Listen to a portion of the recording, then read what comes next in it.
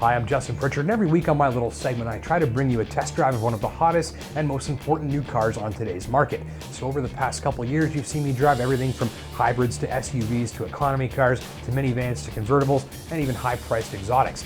But today we're going to do something a little bit different, and the car we're looking at isn't new, it isn't particularly high-tech, and it's not even important because they stopped making it years ago. But this car's a little bit special and a little bit different because it's mine.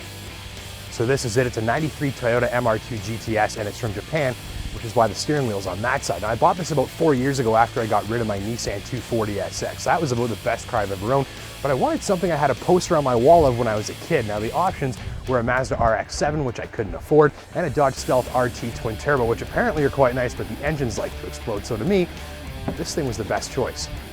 This machine is from an era when Toyota was serious about building performance cars, so let's start with the engine. The MR2, or Mr. 2, got a mid-mounted 3S GTE turbocharged 2-liter 4-cylinder borrowed from the Celica GT4.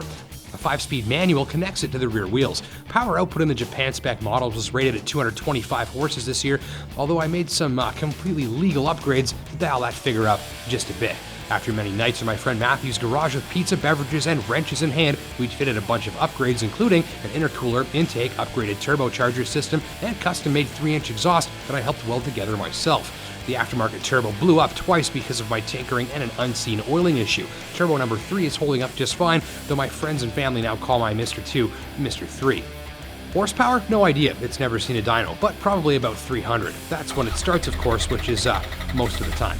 Inside this was a simple, focused, no BS interior the way a proper Japanese sports car should have. Leather seats flank a tall center console with a shifter in the middle. Instruments are simple, there are power windows, the air conditioning still blows ice cold, and automatic climate control is also on board. Of course, it's not perfect. Fit and finish are negligible. I had to jam this stack of business cards in here to stop a rattle, and it's a major squeeze to get in and out. In fact, boarding the MR2 ends with pulling the steering wheel into your lap. You literally wear this thing. There are no airbags, no anti-lock brakes, and no cup holders, and the stereo is blown. Oh, and there's no Bluetooth either, because when this car was made, the average cell phone was still the size of a cinder block. Onboard storage is also very limited. But there's a small trunk in the front, which is called the frunk.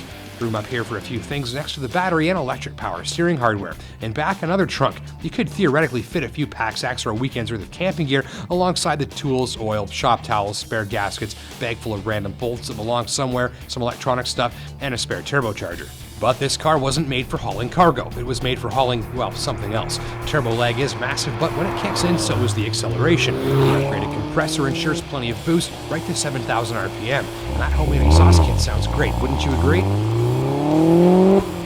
Despite the power and the MR2's ability to blast past slower traffic in a jiffy, it's also light and aerodynamic, so it's fantastic on fuel. With all of its weight smack in the middle, there's lots of on-throttle rear-end grip and the ability to get off the line fast and accelerate early out of corners. The mid-engine setup means the front is very light too, and with the quick steering it all feels very eager. Balance and feel are completely different than a front-engine car, and on a track, you've got to steer gently to avoid washing the front end out with understeer. But get it right, and this thing moves around like a go-kart, even on the factory 15-inch wheels. In a word, the handling is snaky. This car is really a joy to put through its paces, but if you drive the MR2 like you're in a car chase movie, it can get a little hairy and even park itself backwards in the ditch on the other side of the road. Keeps you awake. But even driven gently, this thing is a pleasure. People give it the thumbs up. The MR2 is rare and uncommon, and that's thanks in no small part to its hopelessly impractical nature. And mine isn't perfect. It's got some squeaks and rattles, but that just adds to the character. It's not new, shiny, and high-tech, but this MR2 remains one of the coolest cars I've ever driven. Thanks for watching.